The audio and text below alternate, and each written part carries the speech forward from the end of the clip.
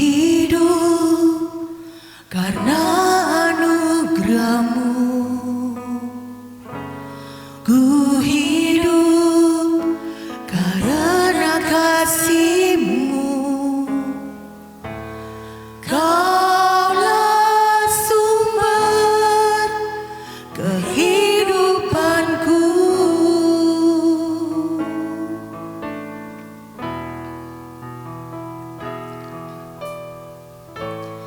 Ku hidup untuk menyembah-Mu.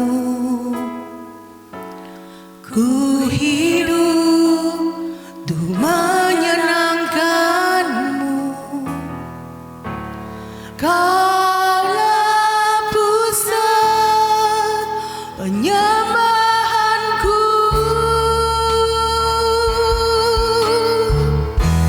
Kau yang layak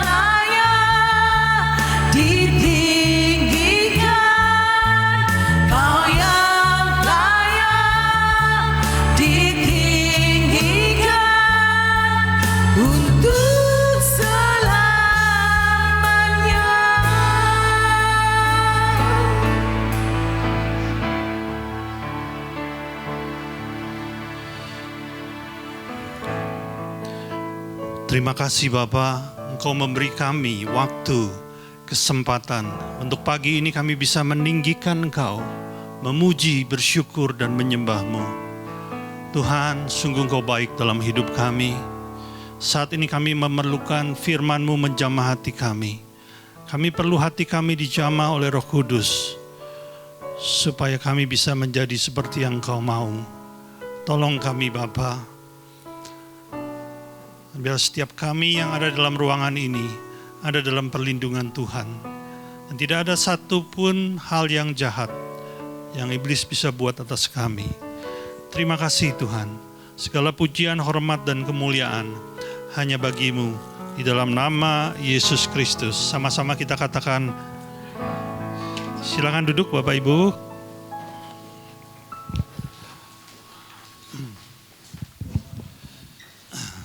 Shalom, selamat pagi. Baik.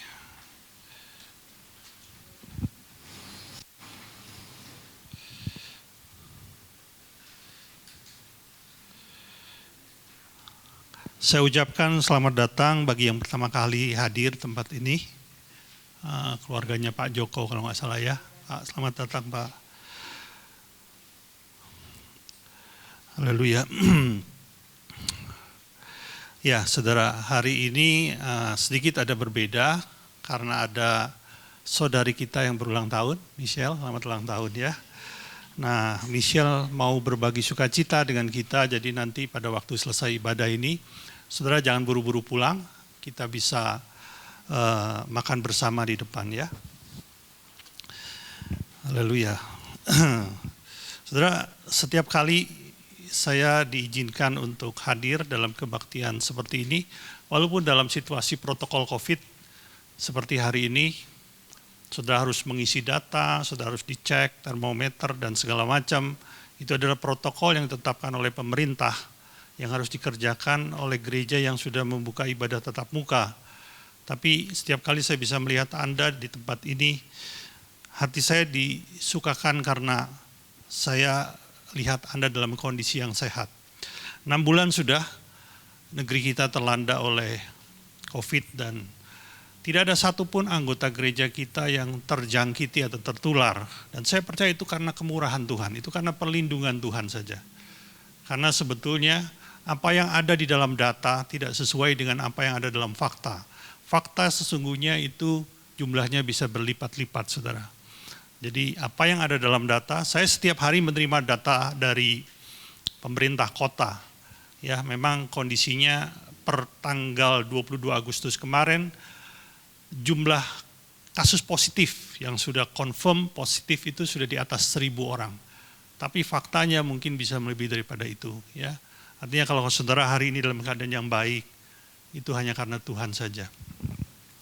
Oleh karenanya mari kita fokuskan perhatian kita kepada firman Tuhan, karena ini jauh lebih diperlukan buat hidup kita. Saudara, ada satu karakter yang indah, yang kalau saudara kenali melekat pada hidup atau melekat pada Tuhan kita Yesus Kristus. Ini adalah salah satu karakter yang harusnya juga dimiliki oleh seorang ayah. Ayah yang baik, ayah yang normal, itu punya karakter ini, yaitu karakter yang menuntun hidup anaknya. Jadi seorang bapak itu menginginkan atau selalu ingin menuntun hidup anaknya supaya anaknya itu tidak tersesat, tidak terhilang. Ya, saya ingat setiap waktu anak-anak saya masih kecil ya, sekarang sudah besar mereka. Kemana-mana kalau jalan-jalan selalu saya gandeng. Satu hal yang saya khawatirkan, bila di tengah keramaian lepas dari tangan saya, terus hilang, tersesat, waduh repot itu ya. Apalagi waktu itu saya masih di Jakarta. Jadi kemana-mana saya gandeng, saya tuntun ke tempat yang tepat, yang nyaman, yang membuat mereka terlindungi aman gitu ya. Demikian pula sebetulnya karakternya ada pada Tuhan kita. Coba kita melihat di Yesaya pasal 48, ayatnya yang ke-17.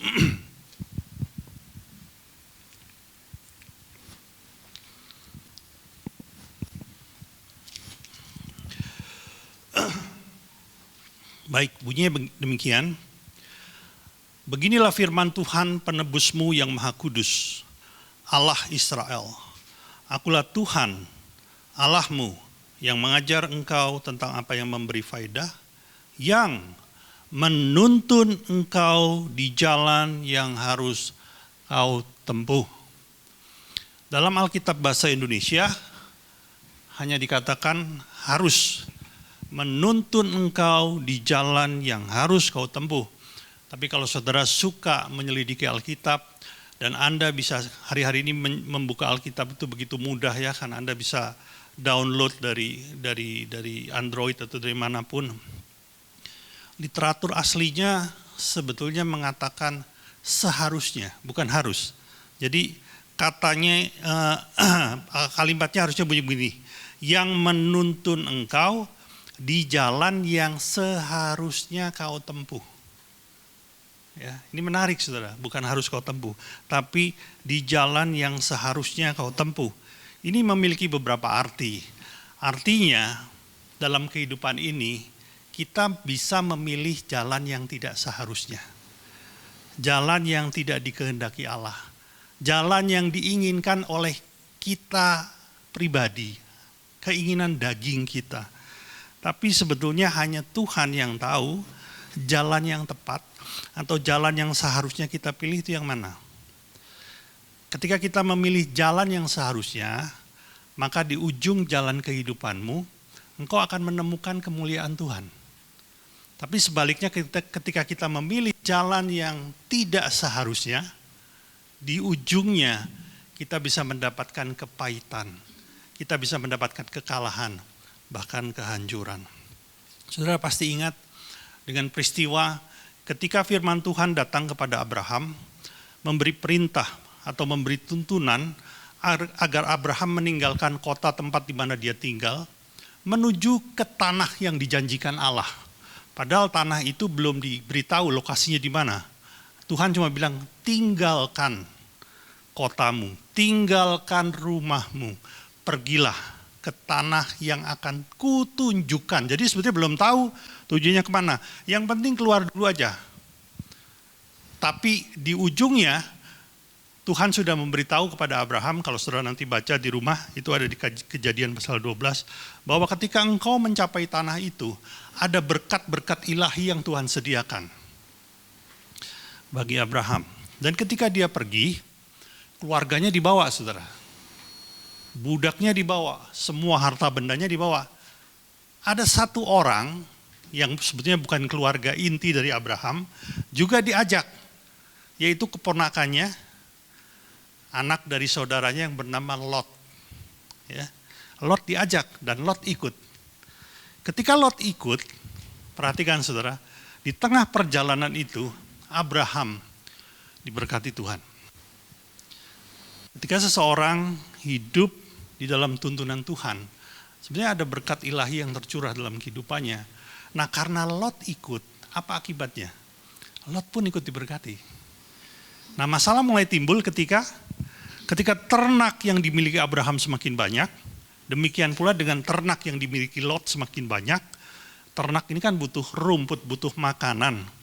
Nah tempat makannya terbatas.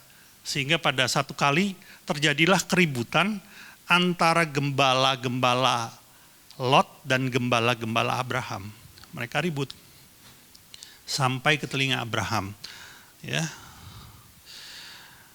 Coba kita lihat di Kejadian pasal 13 ayat 8 sampai 10. Lalu Abraham itu memberikan sebuah tawaran kepada Lot. Maka berkatalah Abram kepada Lot, janganlah kiranya ada perkelahian antara aku dengan engkau dan antara para gembalaku dan para gembalamu, sebab kita ini kerabat. Bukankah seluruh negeri ini terbuka untuk engkau? Baiklah, pisahkan dirimu daripadaku. Jika engkau ke kiri, maka aku ke kanan. Jika engkau ke kanan, maka aku ke kiri. Perhatikan ayat 10 saudaraku. Lalu Lot melayangkan pandangnya dan dilihatnya lah bahwa seluruh lembah Yordan banyak airnya. Seperti taman Tuhan, seperti tanah Mesir sampai ke Zoar. Hal itu terjadi sebelum Tuhan memusnahkan Sodom dan Gomora. Akhirnya karena dia melihat ada satu tanah yang punya persediaan air melimpah, dia berpikir ternak saya pasti akan berkembang biak di sana. Tidak akan kekurangan minum, tidak akan kekurangan makan. Cuma itu saja yang dijadikan bahan pertimbangan Lot. Dan akhirnya Lot memilih Sodom. Dan sebaliknya karena Lot memilih Sodom, Abraham memilih arah yang berbeda atau yang berlawanan dengan Lot. Saudara perhatikan, saudara. Lot ini tidak seharusnya memilih Sodom. Karena tuntunan Tuhan bukanlah Sodom. Saudara mengerti ya? Nah, karena jalan yang tidak seharusnya ini dipilih Lot, beberapa tahun kemudian, kalau saudara baca di pasal selanjutnya, saudara akan mendapati Lot kehilangan semua harta bendanya. Bahkan bukan saja sampai di sana, istrinya yang dikasihi mati menjadi tiang garam. Coba saudara renungkan sebentar ya, kalau Lot tidak memilih jalan itu, dia seharusnya tidak perlu mengalami bencana itu. Saudara mengerti ya? Amin. Ya. Demikian pula sampai hari ini saudara, saya masih melihat ada banyak orang konseling datang ke gereja kita. Mengalami masalah, cari jalan keluar, kebingungan, panik. Dan ketika ditanyai, dikonseling, sebetulnya masalah-masalah yang sedang mereka hadapi timbul hanya karena mereka memilih jalan yang tidak seharusnya.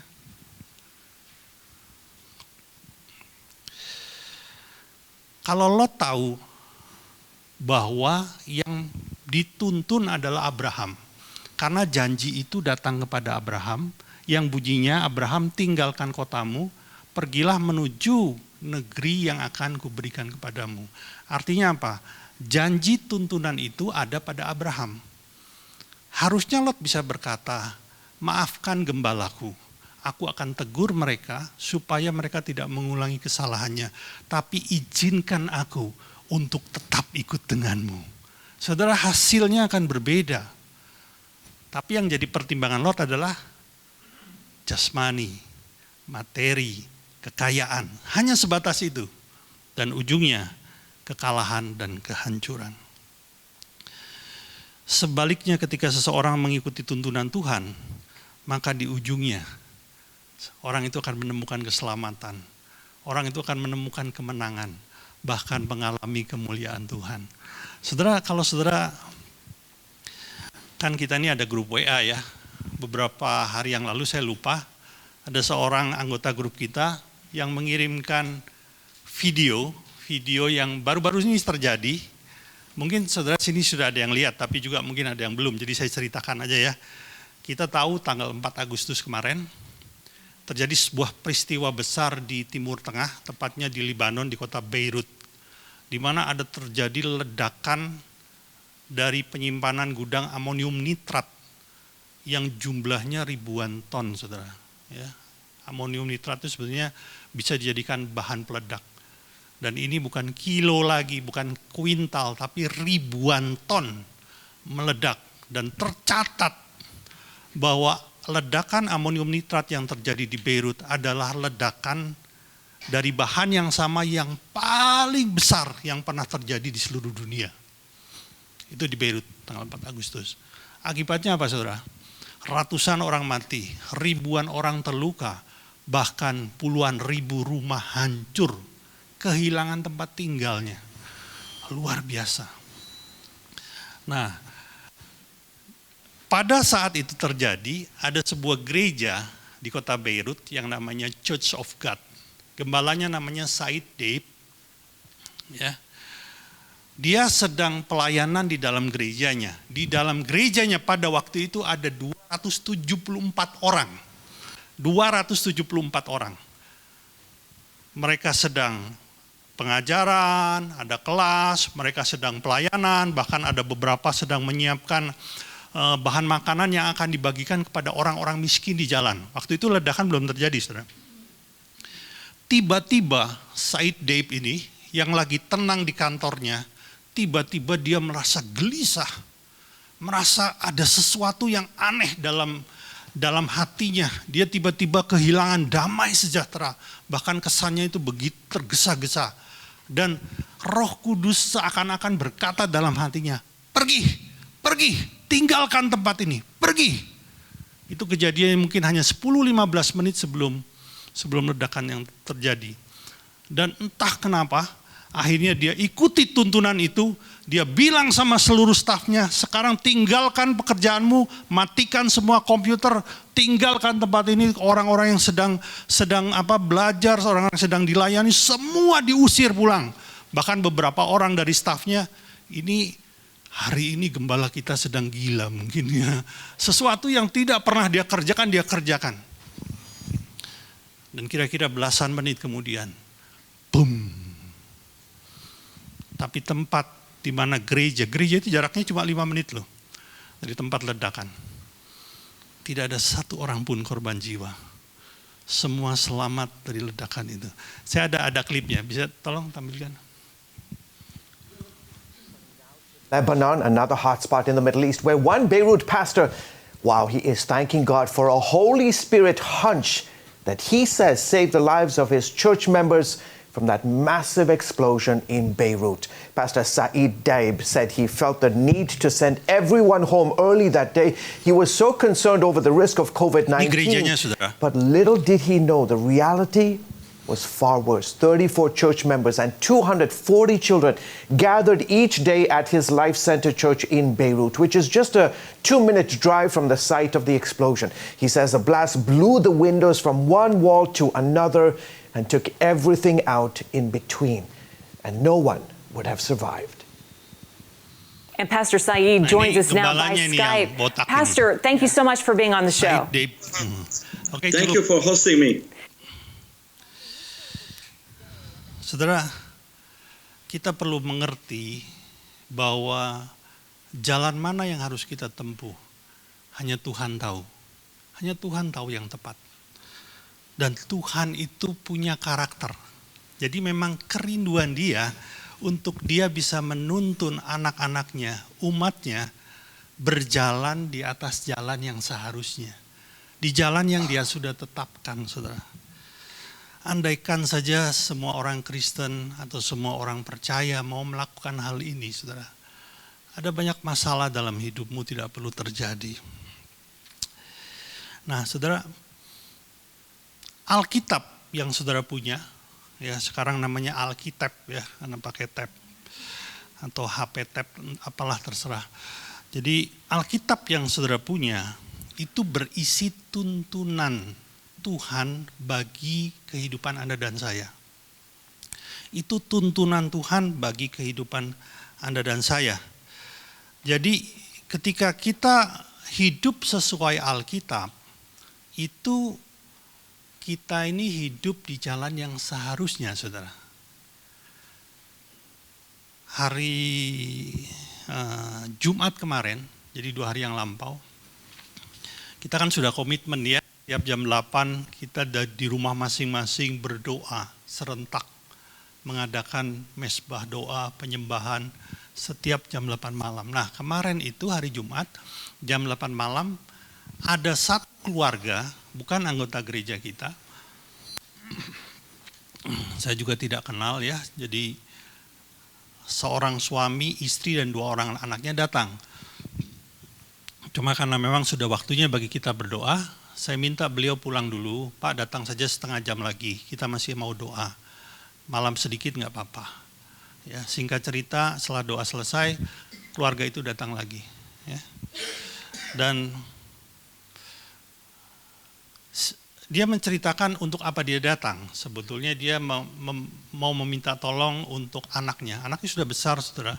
Sudah kuliah di tingkat terakhir. Seorang pria yang tinggi besar, ganteng gitu ya. Saya bilang, emang kenapa anaknya sakit? Enggak Pak, beberapa hari ini anak ini diganggu oleh roh jahat. Terus saya tanya, kok bisa tahu kalau diganggu dari roh jahat? Memang roh jahatnya kelihatan? Iya Pak. Lihat sendiri? Iya Pak. Yang lihat siapa? Yaitu anak saya. Sampai anak saya itu parno lah, saya tahu ya. Jadi ketakutan terus. Badannya tinggi gede saudara. Ya, lebih gede dari siapa nih? Pokoknya di sini nggak ada yang menang dah, gede banget itu, alias rada gemuk gitu ya.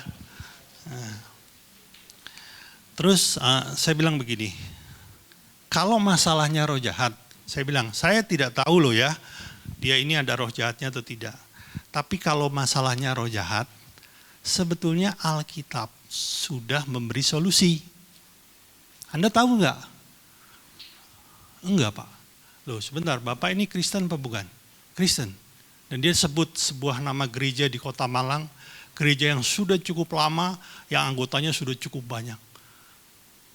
Bapak nggak tahu ya?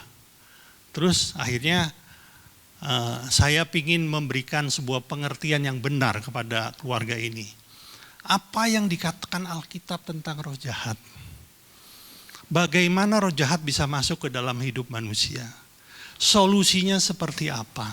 Dan bagaimana supaya manusia itu tidak lagi bisa diganggu oleh roh jahat? Sebetulnya itu semua ada di Alkitab. Masalahnya karena orangnya ya mungkin nggak pernah baca Alkitab atau sambil lalu aja. Baca Alkitab ketika di mana? Di gereja seperti kita gini ya, di rumah, di bantal. Ya nggak ngerti saudara, percuma. Akhirnya dia mendapat pengertian, lalu anaknya dilayani, sehingga cerita anaknya dibebaskan dari roh jahat yang mengganggunya. Tapi saudara perhatikan, sebetulnya solusinya sudah ada. Tuntunan Tuhan untuk keluar dari masalah itu sudah ada. Tapi karena kita tidak mau tahu tentang tuntunan Tuhan. Nah, saudara, ada beberapa hal yang memang tidak bisa diselesaikan dengan Alkitab. Ada beberapa hal yang memang kita perlu tuntunan langsung dari Tuhan. Alkitab itu kan tuntunan tertulis, amin, ya, tuntunan tertulis. Tapi ada beberapa hal yang kita perlu tuntunan lisan, tuntunan dari Tuhan. Misalnya apa? Ya misalnya seperti yang dialami Abraham. Abraham mendapat firman, bukan membaca Alkitab, mendapat firman untuk meninggalkan kotanya. Ya toh, itu kan tuntunan Tuhan. Loh Pak, itu perjanjian lama. Ini loh sekarang. Lah itu tadi barusan saudara lihat apa? Pendeta Saib Deep itu mendapat tuntunan bukan dari Alkitab. Dia dapat tuntunan dari Roh Kudus untuk segera dikerjakan. Ada hal-hal tertentu di dalam kehidupan ini kita tidak bisa dapati dari Alkitab. Tapi sekali lagi karena Tuhan punya karakter, punya kerinduan untuk menuntun anak-anaknya, dia bisa memberikan tuntunan secara lisan. Saudara mengerti ya? Nah inilah yang sudah saya mau bicarakan kepada saudara. Loh Pak, apakah Alkitab saja tidak cukup? Sebetulnya Alkitab itu luar biasa. Tapi adalah jauh lebih baik kalau Anda juga punya hubungan dengan Tuhan secara langsung. Ya. Sebagai contoh, apa sih yang kita perlu tuntunan untuk Tuhan? Misalnya ya, seperti Lot. Lot itu kan salah pilih tempat tinggal, betul nggak? Salah pilih kota. Kenapa Anda kalau mau pilih tempat tinggal nggak minta tuntunan Tuhan? Padahal itu pengaruhnya besar loh. Tahukah saudara, 12 suku yang ada di Israel, di mana lokasi yang diberikan Tuhan di tanah Kanaan, enggak dikumpulin jadi satu. Suku Ruben, Tuhan kasih tanah ini. Suku Gad, Tuhan kasih tanah ini. Suku Manasye, suku yang lain dikasih tanah tersendiri. Kenapa? Karena di tanah itulah Tuhan mau mereka ada. Itulah tuntunan yang seharusnya buat mereka. Saudara, saya ini konselor pernikahan ya. Saya berulang kali melihat, berulang kali kedatangan tamu. Pasangan suami istri ini Kristen loh, bukan bicara orang di luar Kristen. Berantem habis-habisan dan kesini cuma mau minta restu apa? Izinkan kami bercerai Pak. Setelah diulik-ulik, ini saya nggak ngomong ya, saya juga nggak sebut nama, di interview, diajak ngobrol. Saya cuma satu kok, salah menikah. Menikah dengan orang yang salah. Tahukah saudara, ketika engkau menikah dengan orang benar, hidupmu akan maksimal di dalam Tuhan. Tapi ketika engkau menikah dengan orang yang salah, itu bisa penderitaan seumur hidup loh. Kalau sudah menikah emang boleh bercerai. Ya sudah, mau nggak mau dilewatin aja. Cuma sebetulnya itu kan nggak perlu terjadi. Manakala kita mengikuti tuntunan Tuhan. Seperti Adam, lalu Tuhan menciptakan Hawa untuk pasangannya. Seperti Boas, lalu Tuhan memberikan Rut menjadi pasangannya. Kenapa Boas tidak dijadikan suaminya Esther atau suaminya yang lain? Tuhan memberikan Rut. Seperti Ishak, kenapa Tuhan memberikan Ribka, bukan yang lain? Karena itulah tuntunan yang seharusnya, saudara. Coba bapak-bapak, ibu-ibu yang sudah punya anak seperti anak saya 2 ini. Pernahkah Anda berdoa sungguh-sungguh supaya anakmu bertemu dengan pasangan yang memang seharusnya? Coba. Nah itu kan gak bisa dibuka Alkitab. Buka Alkitab ya, anak saya jodohnya siapa? Jebret, Ribka. Cari Ribka di mana, saudara? Kan gak bisa toh. Gitu. Anda harus berdoa. Disitulah Roh Kudus bisa menuntun dia. Panggilan hidup. Kita perlu tuntunan Tuhan, saudara. Samuel itu dipanggil menjadi nabi. Daud dipanggil menjadi raja. Paulus dipanggil untuk memberitakan Injil kepada orang non-Yahudi. Petrus dipanggil Tuhan untuk memberitakan Injil kepada orang Yahudi. Panggilannya lain-lain, saudara. Jadi bagi orang yang mengerti ini, lalu dia mencari tuntunan dengan tepat kepada Tuhan, hidupnya tidak salah sasaran. Lokasi pelayanan, tempat tinggal, menghadapi masalah besar. Kecuali Anda berpikir, Pak, masalah sebesar apapun, saya tidak perlu tuntunan Tuhan, saya bisa selesaikan sendiri. Wah, ya puji Tuhan, ya. Tapi saya nggak mampu, saudara. Saya perlu tuntunan Tuhan. Bahkan setiap tahun saya berdoa, berpuasa untuk meminta tuntunan Tuhan. Tuhan, gereja ini mau dibawa kemana? Apa yang harus saya buat gereja ini? Saya perlu tuntunan, saudara. Dan Tuhan dengan murah hati, karena itu kerinduan dia, menuntun Anda dan saya. Hari ini saya mau bicara satu poin saja. Ya, kalau kelamaan nanti Anda lapar. Tuntunan yang kadaluarsa. Tuntunan yang expired. Saudara pernah dengar itu? Loh Pak, tuntunan kok expired? Kok tuntunan bisa kadaluarsa? Oke, kita lihat ya saudara ya. Nah supaya nggak kebanyakan baca, saya cerita aja. Ketika bangsa Israel dipimpin Musa di padang gurun dengan tujuan yang jelas, yaitu Kanaan. Nah, sebelum sampai ke perbatasan, perbatasannya adalah Sungai Yordan. Bangsa Israel ini sempat dibawa ke beberapa lokasi, ya berkelok-kelok, jadi tidak lurus gitu. Katanya, saya sih belum pernah ke sono. Katanya kalau lurus itu, aduh deket banget itu, dari Laut Tebrau sampai ke Tanah Kanaan itu. Katanya loh, nggak mungkin sampai bertahun-tahun gitu ya. Nah, cuman kan ada peristiwa-peristiwa yang membuat itu jadi seperti itu. Nah, satu kali mereka berhenti di sebuah tanah yang namanya Tanah Kades. Nah, Kades ini posisinya ada di samping Sungai Yordan. Jadi sebenarnya udah dekat dengan Kanaan. Lalu di Kades ini datanglah tuntunan. Tuntunannya apa? Pilih 12 orang, perintahkan mereka masuk ke Tanah Kanaan, intai tanah itu selama 40 hari. Pulang dan berikan laporan. Musa nurut.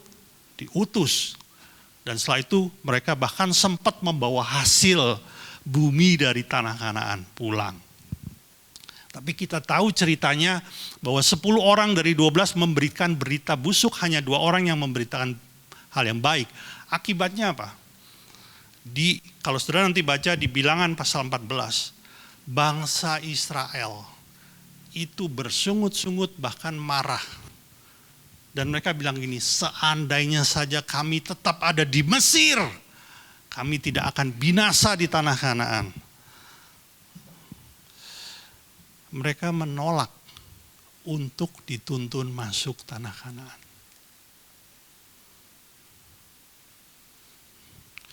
Dan di hari itu terjadilah sebuah peristiwa yang sebetulnya sangat dahsyat. Karena untuk pertama kalinya Allah mau memusnahkan bangsa yang dipilihnya sendiri. Dia bilang sama Musa, Musa, bangsa ini akan aku hapuskan dari muka bumi, aku akan berikan engkau bangsa yang lain yang mau engkau pimpin. Cuma Musa ini kenal sama hati Tuhan. Dia tahu di tengah kemurkaannya sebetulnya Allah amat mengasihi Israel. Lalu Musa bersyafaat, jangan. Akhirnya murka itu tidak terjadi. Ya, tapi Tuhan bilang begini, mereka tidak akan masuk ke tanah yang kujanjikan. Saudara, saya mau tanya, tuntunan Tuhan membawa Israel masuk Kanaan itu sudah berapa kali? Sudah berulang kali. Bahkan sejak mereka masih di Mesir, Musa sudah dapat firman bahwa bangsa ini akan dibawa keluar menuju Kanaan. Sudah berulang kali. Dan Alkitab mencatat sudah 10 kali bangsa Israel itu hampir-hampir menolak, atau saya bisa bilang menolak untuk dibawa ke tanah Kanaan. Sampai akhirnya mereka mendengar firman bahwa Tuhan berkata, engkau tidak akan masuk ke tanah perjanjian itu. Saudara, terus mereka apa? Menyesal. Menyesal. Ya ampun, ya salah kita kemarin itu. Kita ini salah. Kemarin harusnya kita nurut sama Tuhan. Kita masuk ke Kanaan, kita kalahkan bangsa-bangsa yang di sana. Menyesal. Terus mereka berinisiatif, ya udah sekarang aja masuk. Sekarang masih ada kesempatan, ya toh, kemarin. Sekarang masih ada kesempatan. Perhatikan, kita lihat Bilangan 14 ayat 40. Bilangan 14 ayat 40 dan seterusnya. Perhatikan saudara. Dan keesokan harinya bangunlah mereka. Mereka ini siapa? Ini orang Israel. Pagi-pagi hendak naik ke puncak gunung sambil berkata, sekarang kita hendak maju ke negeri yang mana? Yang difirmankan Tuhan, yang diperintahkan Tuhan, yang dituntun Tuhan. Kita mau deh sekarang mau. Kemarin enggak mau. Memang kita telah berbuat dosa. 41. Tetapi kata Musa, mengapakah kamu hendak melanggar titah Tuhan? Hal itu tidak akan berhasil. 42, janganlah maju sebab Tuhan tidak ada di tengah-tengahmu, supaya jangan kamu dikalahkan oleh musuhmu, sebab orang Amalek dan orang Kanaan ada di sana, di depanmu, dan kamu akan tewas oleh pedang. Dari sebab kamu berbalik membelakangi Tuhan, maka Tuhan tidak akan menyertai kamu. 44, meskipun demikian mereka nekat, saudara, nekat, udahlah, terus masuk aja. Akibatnya apa? Akibatnya di ayat berapa nih? 44, meskipun demikian mereka naik ke puncak gunung itu, tetapi tabut perjanjian Tuhan dan Musa juga tidaklah meninggalkan tempat perkemahan itu. Artinya begini, Musa tetap ada di tempat dan orang Israel yang maju. Kalau saudara baca ayat selanjutnya, bangsa Israel dikalahkan oleh orang Kanaan dan orang Amalek. Bahkan dikatakan dicerai-beraikan. Perhatikan saudara, tuntunan itu bisa kadaluarsa. Tuntunan Tuhan harusnya kemana? Israel ke Kanaan. Tetapi ketika itu tidak juga dilakukan, ada waktunya expired, tidak berlaku lagi. Dan ketika coba-coba dilakukan, hasilnya justru sebaliknya. Perhatikan begini saudara, satu kali ya, engkau menjemur baju, dan ketika baju itu belum kering, baru 90% kering, kau melihat di atas awan mendung. Lalu terus engkau memerintahkan kepada anakmu, sudah hampir hujan, tolong itu baju kamu ambilkan, disimpan di dalam supaya tidak kehujanan. Terus anakmu bilang begini, iya mah, nggak diambil-ambil juga.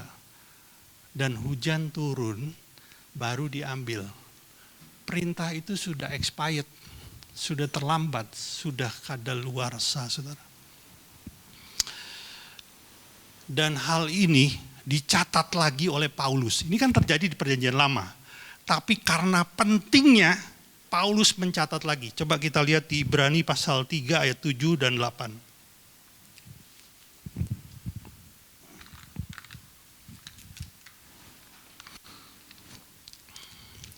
Sebab itu seperti yang dikatakan Roh Kudus. Pada hari ini jika kamu mendengar suaranya, janganlah keraskan hatimu seperti dalam kegeraman pada waktu pencobaan di padang gurun. Ini yang ditulis Paulus siapa? Ya peristiwa di Kades itu, saudara. Dan kalau kita baca ayat selanjutnya, karena mereka tidak segera melakukan tuntunan Roh Kudus, mereka tidak memperoleh janji ilahi. Mereka kehilangan kemenangan, mereka kehilangan pengalaman yang memuliakan Tuhan. Rugi nggak, saudara? Aduh, rugi deh. Ada orang tanya sama saya begini, Pak, bangsa Israel yang mati di padang gurun, yang tidak bisa masuk tanah Kanaan itu masuk neraka nggak? Saya nggak berani bilang mereka masuk neraka. Tapi dengan berani saya bilang, mereka kehilangan janji ilahi. Mereka kehilangan upah yang berharga. Sudah mengerti ya? Mungkin mereka tidak masuk neraka, tapi kehilangan kemuliaan Allah. Di tahun 97, waktu itu saya masih tinggal di Jakarta, saudara ya. Saya sudah Kristen, sudah pelayanan, tapi saya harus akui saya belum hidup dalam sungguh-sungguh. Jadi saya masih ada kompromi dengan dosa. Sudah pelayan, saya sudah sering mendoakan orang sakit pada zaman itu. Tapi bisa dikatakan hampir-hampir jarang terjadi kesembuhan. Nah, satu kali ketika waktu itu saya masih bekerja di sebuah perusahaan, pulang kerja dalam kondisi yang amat lelah saudara. Tiba-tiba saya ditelepon oleh seorang kawan saya yang sudah di dalam Tuhan, sudah hidup sungguh-sungguh. Ya, dia bilang gini, Har, kamu di mana nih? Aku sudah di rumah. Yuk ikut aku yuk. Ini ada seorang non-Kristen yang perlu didoakan dan mau didoakan. Ikut yuk. Saya ini nggak langsung jawab, saya pikir aduh badan ini capek. Dan kedua, toh itu kan pelayanan yang sudah sering saya lakukan. Terus saya tanya gini, kalau saya nggak ikut, bagaimana? Ya saya akan cari teman lain. Dia bilang gitu ya. Terus akhirnya saya bilang, seperti ada dorongan dalam hati, ikut.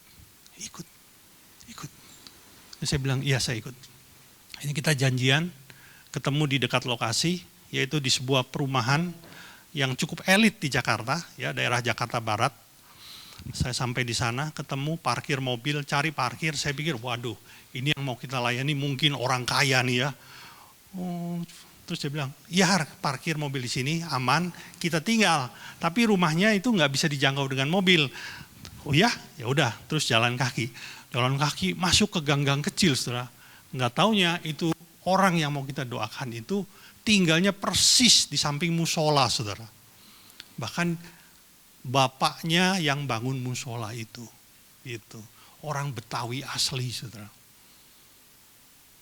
Oh, ternyata di dalam gang kecil ini ya udah tanggung, saya ikut aja, saudara. Singkat cerita, kita dibawa ke kamar, di mana di dalam kamar itu ada seorang yang kira-kira usianya 35 tahun sedang terbaring. Tidak bisa jalan, tidak bisa lari, bahkan duduk pun tidak bisa. Duduk pun tidak bisa. Jadi terbaring gitu aja. Ya. Apakah kawan saya ini pendeta? Bukan. Dia bukan seorang pendeta, tapi dia seorang yang cinta Tuhan. Dia bilang sama bapak itu, Pak, Yesus bisa sembuhkan orang ini. Dengan beraninya saya juga takut, gimana nanti kalau nggak sembuh ya.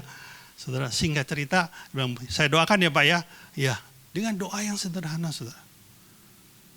5 menit kemudian, orang yang terbaring itu jalan, berlari, bahkan melompat-lompat. Saudara tahu, sejak hari itu, saya mengalami perubahan iman. Dan saya mulai mengalami hal-hal yang berbeda karena pengalaman pertamanya ada di sana. Saudara bayangkan ketika hari itu saya tidak mengikuti tuntunan Tuhan. Udahlah, Emang kalau saya tidak mendoakan orang sakit, saya berdosa? Enggak juga kan, saudara ya? Enggak berdosa kan? Saya di rumah bisa istirahat, enak gitu.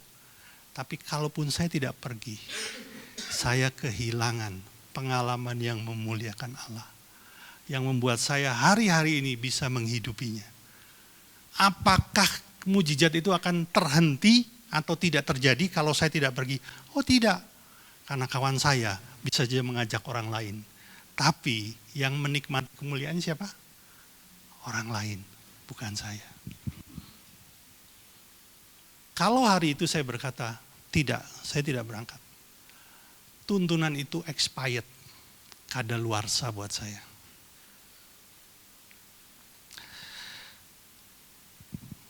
Hari ini sampai jam 10 malam ya, dari siang sampai jam 10 malam kemarin saya mencoba menyusun materi khotbah. Tapi ketika saya mencoba mencari materi yang lain, Roh Kudus kembalikan lagi ke sini. Sampai jam 10 malam saya berkutat, saya berusaha mencari materi yang lain dan gak dapat. Dan akhirnya saya pasang alarm untuk saya bangun jam 5 pagi, dan jam 5 pagi Roh Kudus tetap menunjukkan materi yang ini, yaitu tuntunan yang kadaluarsa. Saya nggak tahu kenapa harus disampaikan pada pagi ini, tapi tentunya itu ada sebuah tujuan buat yang mendengarkan. Bahkan kalau itu hanya bisa memberkati satu orang pun, itu adalah kehendak Allah.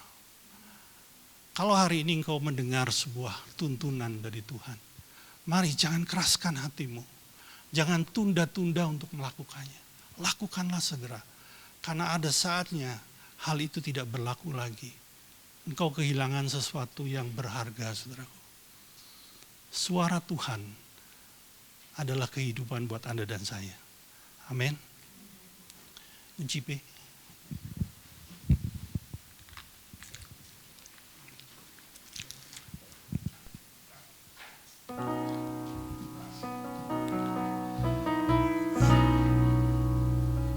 Suaramu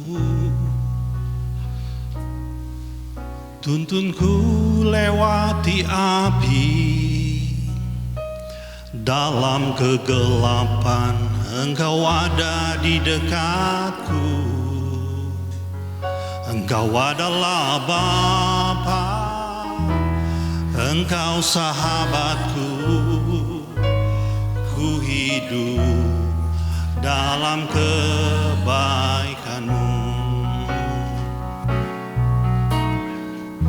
Sepanjang hidupku Kau setia, sepanjang hidupku Kau sungguh baik. Selama nafasku masih ada, ku nyanyikan kebaikan-Mu.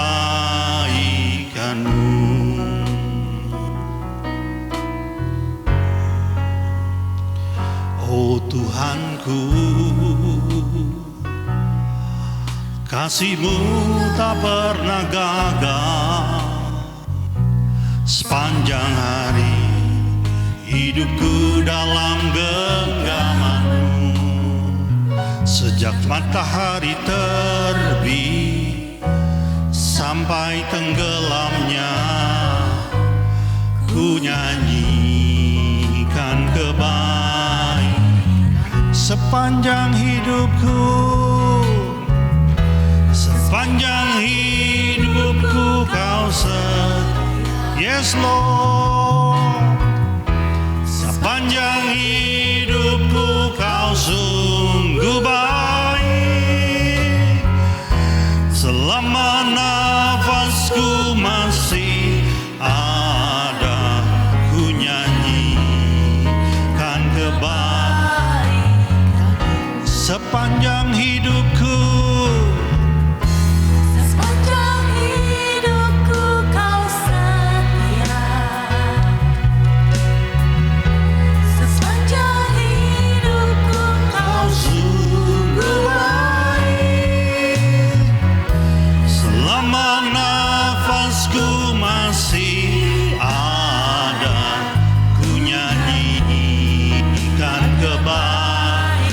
selama nafasku. Selama nafasku masih ada, ku nyanyikan kebanggaan. Selama nafasku, selama nafasku masih ada, ku nyanyikan kebaikan. Bapa, kami bersyukur buat firman-Mu. Kami bersyukur karena Engkau bersedia menuntun kami hari lepas hari, bahkan sepanjang kehidupan kami. Kami Engkau tuntun. Dan Tuhan, kami mau terus tangan-Mu memegang tangan kami, supaya kami bisa menempuh jalan yang seharusnya kami tempuh. Kami mengerti benar bahwa di ujungnya ada kemenangan, di ujungnya ada kemuliaan, di ujungnya hidup kami menjadi berarti. Terima kasih Bapa buat firman-Mu. Berkati kami semua. Di dalam nama Yesus, sama-sama kita katakan amin. Kita akan mendengarkan pengumuman.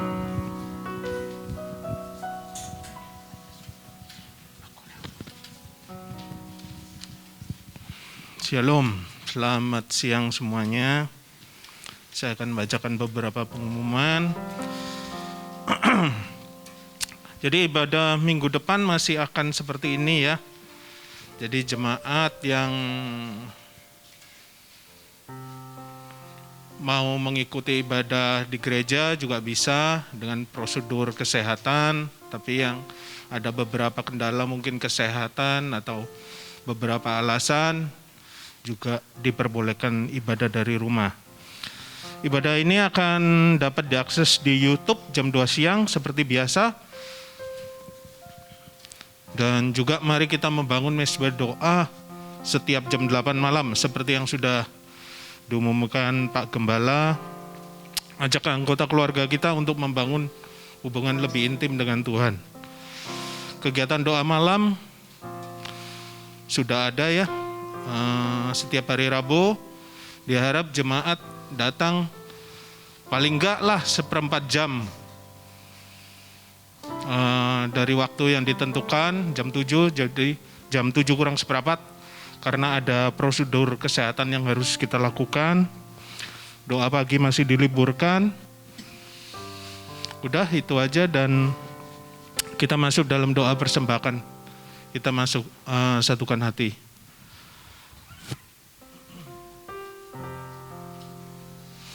Terima kasih Bapa untuk semua kebaikan yang sudah Bapa beri dalam hidup kami. Kami tahu semuanya daripada-Mu ya Bapa. Sekarang saatnya kami akan mengembalikan dengan hati penuh sukacita. Semuanya hanya untuk kebesaran kerajaan-Mu. Terima kasih Bapa, dalam nama Yesus kami berdoa, amin. Mari para bekerja.